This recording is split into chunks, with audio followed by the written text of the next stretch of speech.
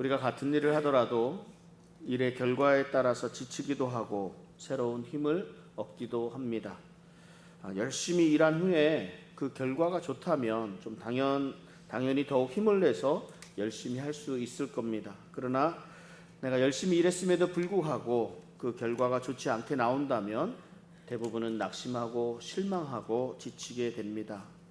우리가 교회를 위해서 섬기게 되는 일도 마찬가지입니다.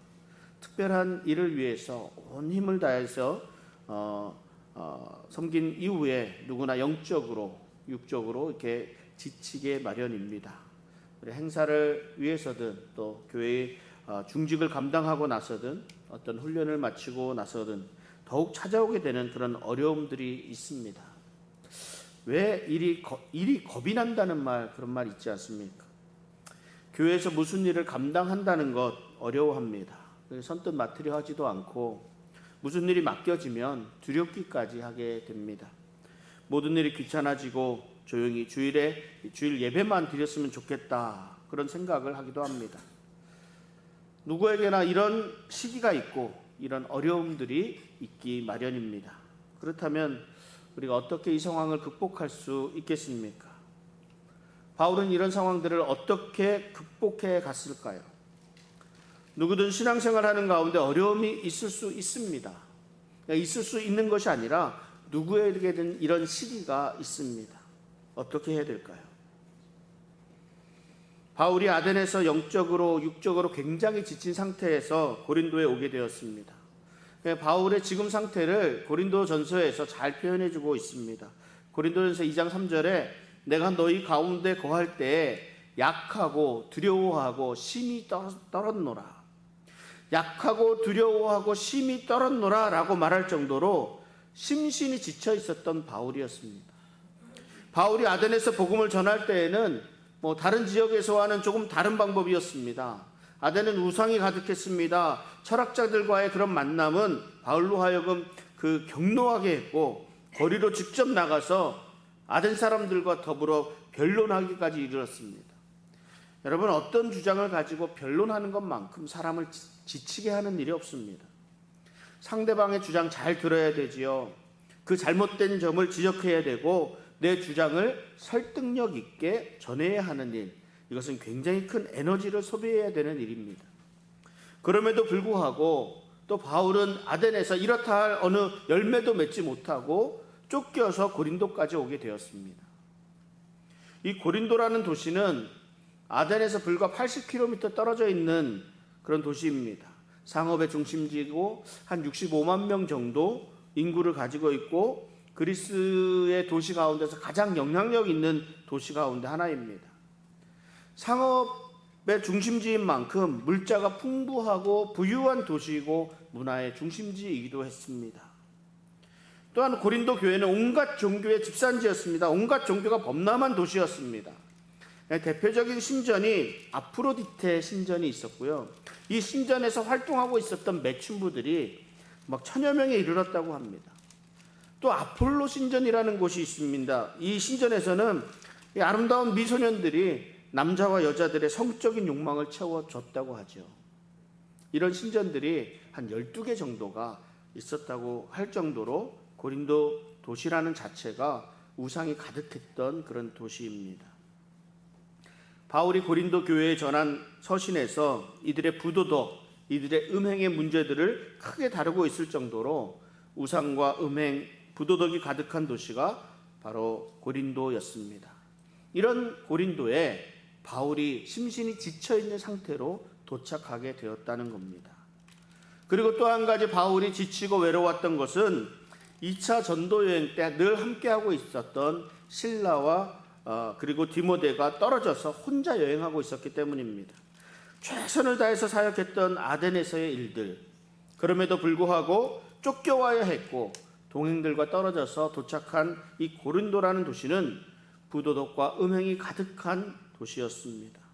바울은 스스로 이때를 약하고 두려움에 떨었을 때라고 회고할 정도였습니다. 이 고린도에서 만난 사람이 바로 브리스길라와 아굴라라는 부부였습니다. 사도행전 18장 2절부터 3절까지 같이 한번 읽어보도록 하겠습니다. 함께 읽습니다. 아굴라라 하는 본도에서 난 유대인 한 사람을 만나니 글라우디오가 모든 유대인을 명하여 로마에서 떠나라 한 고로 그가 그 아내 브리스길라와 함께 이달리아로부터 새로 온지라. 바울이 그들에게 가매 생업이 같음으로 함께 살며 일을 하니 그 생업은 천막을 만드는 것이더라. 이 바울에게 있어서 빼놓을 수 없는 사람들이 바로 이 브리스길라와 아굴라 부부입니다. 이 부부는 천막 짓는 일을 했습니다. 글라우디오 황제 때에 유대인의 반란이 일어납니다. 이게 어떤 반란이냐면 이 엄격한 유대인들과 또 그리스도를 따르는 사람들 간의 이 종교적인 분쟁이 발생을 합니다. 이때 글라우디오 황제가 이런 종교적인 논쟁에 끼어들어서 잘잘못을 따지고 이런 데 시간을 보내기보다는 이 모든 유대인들을 다 로마에서 나가라 이렇게 추방 명령을 내려버렸습니다. 아주 간단한 방법을 택한 거죠. 이 칙령이 내려진 후에 이 브리스길라와 아굴라 부부는 로마에서 고린도로 이사해 왔고 나중에 에베소에까지 지경을 넓히게 됩니다. 그런데 3절에 보니까 바울의 생업이 천막을 만드는 것이라 이렇게 말씀합니다. 고린도에 도착한 바울이 찾은 곳이 천막을 만드는 곳이었습니다. 바울은 어렸을 때부터 생계를 위해서 천막을 만드는 기술을 배워왔던 것 같습니다. 고린도에 도착해 보니까 이 고린도에는 많은 사람들이 종교적인 활동을 많이 하고 있었습니다. 그런데 이 사람들 가운데 대부분의 사람들이 오로지 돈을 벌기 위해서 종교적인 그런 일을 가르침을 주고 있었다는 것을 알게 된 것이죠. 그래서 자신은 이들과는 좀 다르다는 것을 보여주기 위해서 천막 만드는 일을 시작했는지 모르겠습니다. 또 여행하는 과정 가운데 경비가 떨어졌기 때문에 천막 만드는 일도 했겠죠. 어찌되었든 이 천막 만드는 일을 하면서 만나게 된 사람이 브리스길라와 아굴라 부부였습니다. 우리가 관심 있게 볼 것은 이 바울이 브리스길라와 아굴라에게 어떤 가르침을 이렇게 주었다든지 그래서 이들 부부가 구원을 받았다 이런 얘기가 성경에 나오질 않습니다. 아마도 이 부부는 이전부터 예수님을 믿고 그리스도인이 된 사람이라 이렇게 얘기해 줍니다. 더 거슬러 올라가면 사도행전 2장에 보면 오순절 사건을 경험하고 흩어진 디아스포라 유대인들이 있습니다. 이들 가운데 로마로 간 사람들 중에서 그리스도인 된 사람들이 로마에서 교회를 설립했습니다. 그러나 글라우디오 이 칙령 때 로마에서 쫓겨난 사람들이 많았는데 그때 고린도에 온 사람들 중에 하나라 이렇게 생각하기도 하는 거죠. 바울이 그들에게 사역한 것에 대해서는 아무런 언급이 없지만 이들 부부가 바울을 도운 것에 대해서는 언급하고 있는 걸 볼 수 있습니다. 무엇을 말하고 있습니까? 심하게 지쳐 있었던 바울에게 이 브리스길라와 아굴라의 로마에서의 이야기들은 큰 도전이 되고 충분히 힘이 되었을 것이라는 생각을 해봅니다. 표현이 되어 있지 않지만 바울도 자신의 경험과 복음에 대해서 함께 이야기를 나누었을 것입니다. 그리고 이들과 사역에 대한 이야기를 하면서 하나님이 함께 하심에 대한 감사하며 회복하는 그 마음들이 조금씩 회복되어 갔던 겁니다. 목회를 하면서 사람을 믿으면 안 된다 하는 선배 목사님의 말씀을 들었습니다. 사람을 믿지 말고 오직 예수님만 믿고 목회를 하라 하는 이런 말씀입니다. 사람을 의지하게 되면 실망하게도 되고 하나님의 원하는 뜻이 아닌 사람의 뜻에 따르는 그런 목회를 하게 될지도 모른다 이런 염려에서 해주시는 권면의 말씀이었습니다. 귀한 말씀이죠. 하나님은 하나님의 말씀에 절대적으로 순종하는 사람들을 원하시지 하나님의 말씀에 불순종하고 교만한 사람들을 원하지 않으십니다. 정말 중요한 것은 우리의 눈이 어디를 향하고 있는가 하는 것입니다. 사람들은 실망을 줄 수 있지만 우리 신실하신 하나님은 절대 변하지 않으시고 당신의 뜻을 이루어 가십니다. 그러나 또 한편으로는요, 하나님은 하나님의 일을 이루어 가시기 위해서 사람들을 사용하십니다. 이것 또한 사실입니다. 하나님의 일을 위해서 부르심을 받은 사람들이 바로 저와 여러분들입니다. 하나님은 이 지치고 상한 영혼들을 위로해 주십니다. 그 일을 위해서 많은 사람들을 함께 할 수 있도록 해주십니다. 때로는 따뜻한 말 한마디로, 때로는 실질적인 문제를 해결하시는 분으로, 때로는 든든한 후원자로 함께 할 수 있도록 해주십니다. 우리 사람은요, 믿음의 대상이 될 수 없습니다. 그러나 함께하는 형제 자매요 동역자라는 사실을 잊으면 안 됩니다. 혼자 하는 것이 아니라 함께 이루어가는 것이 하나님의 일입니다. 이 목회자와 성도 이 관계는요, 그리스도 안에서는 한 형제 한 자매이면서 하나님의 일을 함께 이루어가는 그런 동역자라는 사실을 분명히 하고 하나님 나라를 위해 최선을 다할 수 있는 저와 여러분들 되시기를 바랍니다. 이 바울에게 있어서 브리스길라와 아굴라 부부는 그 이후로 에베소에 이르기까지 함께하면서 바울의 든든한 후원자가 되어 주었습니다. 그래서 바울은 평일에는 이 부부와 함께 천막 짓는 일을 하고 안식일이 되면 회당에서 강론하고 유대인과 헬라인에게 복음을 전하면서 이 어려운 시기를 극복할 수 있었습니다. 그러니까 함께 할 수 있는 사람들이 있다는 것이 얼마나 큰 기쁨인지 모릅니다. 그리고 사도행전 오늘 본문 18장 5절에 보면 실라와 디모데가 마게도냐로부터 내려오매 바울이 하나님의 말씀에 붙잡혀 유대인들에게 예수는 그리스도라 밝히 증언하니 말씀합니다. 이 동역자의 힘이 얼마나 중요한지 또 한 예를 들어주고 있는 말씀입니다. 실라와 디모데가 마게도냐로부터 내려왔습니다. 바울은 그동안 외롭게 혼자 지내다가 함께 전도 여행을 하고 있던 동료들과 만남으로 인해서 새로운 힘을 가질 수 있게 되었습니다. 바울이 하나님의 말씀에 붙잡혀서 유대인들에게 예수 그리스도를 밝히 증언하였다 하는데 그 밝히 증언할 수 있었던 힘의 동력이 그 원인이 실라와 디모데가 마게도냐에서 내려온 것이거든요. 그 때문이었습니다. 지쳐있던 사도 바울이 왜 힘을 얻고 복음을 힘있게 전할 수 있게 되었는가? 첫 번째 이유가 함께 사역하던 실라와 디모데가 내려왔기 때문이라고 말씀합니다. 그러니까 이들과의 교제는 바울에게 큰 힘이 되었고 새롭게 사역을 이어갈 수 있는 계기가 되었습니다. 목회를 하다 보면 여러 가지 어려움에 처하게 됩니다. 교회를 시작한 이후에 수많은 위기의 상황들이 있었습니다. 그때마다 하나님께서 교회를 지켜나갈 수 있도록 해주신 것은 함께했던 성도님들이었고 또 어려울 때마다 좋은 말씀으로 권면해 주시던 동료 선후배 목사님들이셨습니다.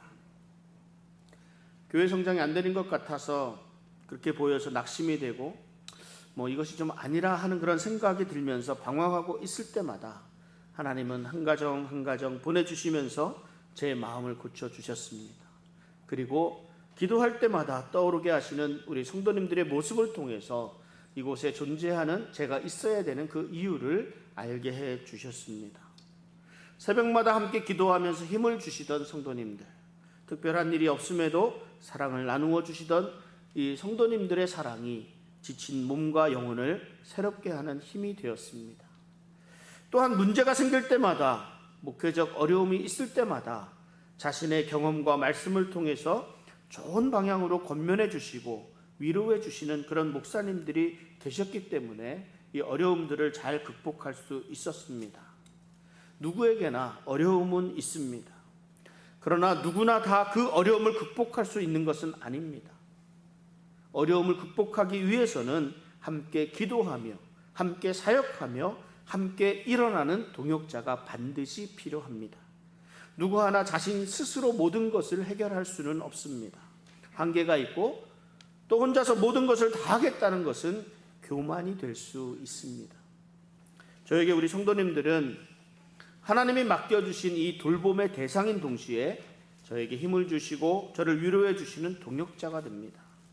또한 성도님들 간에도 마찬가지입니다. 함께 할 수 있어 행복한 사람들이 바로 우리 사랑하는 벨리 한인 장로교회 성도님들인 것을 잊지 마시기 바랍니다. 바울이 새롭게 힘을 내어서 사역을 계속할 수 있었던 것은 어려울 때 함께 해 주었던 믿음의 동역자들 그리고 교회들이 있었기 때문입니다. 실라와 디모데가 마게도냐에서 내려올 때에 빌립보의 회종들로부터 사역에 필요한 재정적인 후원을 함께 가지고 왔습니다. 고린도후서 11장 9절 말씀인데요. 같이 한번 읽어보겠습니다. 또 내가 너희와 함께 있을 때 비용이 부족하였으되 아무에게도 누를 끼치지 아니하였음은 마게도냐에서 온 형제들이 나의 부족한 것을 보충하였음이라. 내가 모든 일에 너희에게 폐를 끼치지 않기 위하여 스스로 조심하였고 또 조심하리라. 고린도에 있는 많은 다른 사람들이 자신들이 오로지 돈을 벌기 위해서 종교적인 행위를 하는 것을 이렇게 보면서 자신은 생업을 위해 천막을 짓는 일을 하기까지 했던 그런 바울입니다. 그러나 빌립보 교회의 회중으로부터 재정적인 후원을 받게 되면서부터 고린도 교회에 어려움을 주지 않고 사역할 수 있었다는 것을 고백하는 것으로 보아서 바울에게 재정적인 후원이 큰 힘이 되었다라는 것을 생각해 볼 수 있습니다. 그리고 빌립보서 4장 14절 15절에 또 이렇게 말씀합니다. 그러나 너희가 내 괴로움에 함께 참여하였으니 잘하였도다. 빌립보 사람들아, 너희도 알거니와 복음의 시초에 내가 마게도냐를 떠날 때에 주고받는 내 일에 참여한 교회가 너희 외에 아무도 없었느니라. 그러니까 한편은 바울은 어려울 때 도움이 되었던 이 빌립보 교회 교인들에게 감사를 표하고 있습니다.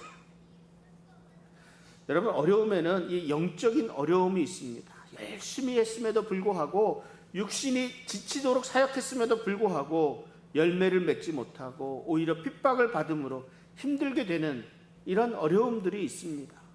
과연 내가 하고 있는 일이 잘하고 있는 것인지, 과연 내가 하고 있는 일이 하나님이 원하시는 바른 일을 하고 있는 것인지 소명에 대한 불신이 생기기도 합니다. 이러한 어려움들은요, 우리를 흔들 수밖에 없습니다. 우리가 흔들릴 수밖에 없는 사람이기에 누구나 경험하게 되는 이런 어려움들입니다. 이 어려움들은 함께하는 우리 동역자들의 권면, 위로, 그리고 사랑으로 회복할 수 있습니다. 그리고 또한 우리가 살아가는데 꼭 필요한 것이 바로 이 물질입니다. 물질. 그리고 사역에서 꼭 필요한 것도 든든한 재정입니다. 흔히 말하기를 돈이 없다고 하나님의 일을 하지 못하는 것은 아니라고 말을 합니다. 그러나 돈이 없으면 일을 할 수 없지 않습니까? 얼마나 돈이 중요한지 모릅니다. 문제는 그 돈을 위해서 움직여서는 안 된다는 말입니다. 영혼 구원의 문제를 돈의 가치를 가지고 환산할 수는 없습니다. 한 사람당 100불씩 들어갑니까? 한 사람당 10,000불씩 이게 영혼의 가치를 이렇게 할 수가 있겠습니까? 그런 건 곤란합니다. 반드시 좋은 교회 건물이 있어야 부흥하는 것은 아닙니다. 그렇지만 좋은 건물이 있으면 교회가 부흥하는데 큰 역할을 하기도 합니다. 하나님의 일을 하는데 재정적인 지원이 필요하면 하나님이 채워주십니다. 하나님의 일을 하는 사람들은 채워주시는 하나님을 믿고 일을 하게 됩니다. 하나님의 일을 하기 위해서 돈이 필요하니까 당장 재정을 충당하기 위해 돈이 되는 사업을 해야 한다. 이런 것이 교회의 변질을 가져오게 하는 거죠. 심지어 어떤 목사님은 교회 건축을 위해서 카지노에 갔다 이렇게 변명을 하기도 합니다. 오래된 얘기입니다. 오래된 얘기. 말이 되질 않습니다. 하나님은 우리가 생각하는 범위를 넘어서는 분이십니다. 그러므로 우리가 행하는 일이 하나님의 뜻에 합당한 일이라면 어떠한 방법으로든 우리가 하나님의 일을 감당할 수 있도록 정당하게 채워주십니다. 바울이 사역을 감당하기 위해서 필요한 재정이 빌립보 교회로 인해 충당이 되었습니다. 그러니까 영적인 동역자들과 함께 재정적인 지원까지 든든해지니까 바울이 힘을 낼 수 있게 되었습니다. 또 한 가지, 실라와 디모데는 데살로니가 교회의 인내에 대한 소식을 함께 가지고 왔습니다. 데살로니가전서 3장 6절부터 8절까지인데요. 우리 같이 한번 읽어보겠습니다. 지금은 디모데가 너희에게로부터 와서 너희 믿음과 사랑의 기쁜 소식을 우리에게 전하고 또 너희가 항상 우리를 잘 생각하여 우리가 너희를 간절히 보고자 함과 같이 너희도 우리를 간절히 보고자 한다 하니 이러므로 형제들아 우리가 모든 궁핍과 환난 가운데서 너희 믿음으로 말미암아 너희에게 위로를 받았노라. 그러므로 너희가 주 안에 굳게 선즉 우리가 이제는 살리라. 아멘. 당신이 복음을 전하고 세운 그런 교회, 이 교회의 좋은 소식을 듣는 것은 목회자로 큰 힘이 되고 위로가 됩니다. 너희가 주 안에 굳게 선즉 우리가 이제는 살리라. 이제 더 이상 염려할 것이 없다는 말입니다. 이제는 두 발 뻗고 쭉 잘 수 있게 되었다, 이런 말입니다. 이 믿음과 사랑의 기쁜 소식은 사역자의 마음을 크게 위로합니다. 그리고 다시 일어서게 하는 활력이 됩니다. 이러한 기쁜 소식을 듣고 바울이 새롭게 힘을 회복해서 예수는 그리스도시라 라고 힘있게 선포할 수 있었습니다. 그러니까 이러한 것들, 동역자들의 위로, 재정적인 후원, 기쁜 소식, 이런 것들이 성도의 회복을 위해서 드러나는 것들이라면 정말 중요한 것 한 가지가 있었습니다. 오늘 본문 9절, 10절, 18장 9절, 10절을 다시 한번 제가 읽어보겠습니다. 밤에 주께서 환상 가운데 바울에게 말씀하시되 두려워하지 말며 침묵하지 말고 말하라. 내가 너와 함께 있음에 어떤 사람도 너를 대적하여 해롭게 할 자가 없을 것이니 이는 이 성 중에 내 백성이 많음이라 하시더라. 동역자들과 교회들의 후원과 그런 교회들의 좋은 소식, 기쁜 소식이 바울을 회복시켰습니다. 그래서 예수 그리스도를 밝히 전할 수 있게 해주었습니다. 그 결과 회당장 그리스도를 비롯한 수많은 고린도 사람들이 예수를 믿고 세례를 받는 역사가 있었습니다. 이런 결과가 다른 도시에서 마찬가지로 고린도 지역에서도 엄청난 논란과 또 반대를 불러일으켰습니다. 그러니까 이것이 또 바울을 두렵게 하는 거죠. 또 힘들게 했습니다. 계속해서 반복되는 이 핍박과 또 고난은 강인한 바울도 두려움에 빠지도록 만듭니다. 그런데 이날 밤에 예수님이 환상 가운데서 말씀하셨습니다. 예수님은 두려워하지 말라, 침묵하지 말고 말하라, 이렇게 말씀하셨습니다. 바울을 더 이상 해롭게 할 사람이 이 도시에 없다고 말씀하십니다. 바울이 어려웠던 것은 주의 일을 한다고 하면서도 복음을 전한다고 하는데 매번 복음을 전할 때마다 자신을 핍박하고 자신에게 돌을 던지고 자신을 죽이려고 하는 사람들 때문에 도망다녀야만 했던 그런 목숨을 내놓고 지나왔던 그런 일들이었습니다. 그런데 주께서 두려워 말라고 하십니다. 이 도시에서는 아무도 해롭게 할 사람이 없을 것이라 말씀하고 있습니다. 주님의 이와 같은 말씀이 바울에게 큰 힘이 되었습니다. 고린도에서 1년 6개월을 머물면서 하나님의 말씀을 가르칠 수 있었습니다. 말씀을 정리해 봅니다.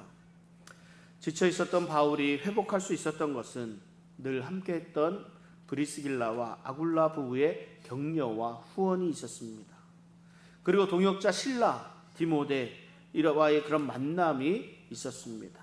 이들이 가지고 온 빌립보 교회의 재정 후원, 그리고 데살로니가 교회의 믿음과 사랑의 기쁜 소식들이 바울을 회복시킬 수 있었습니다.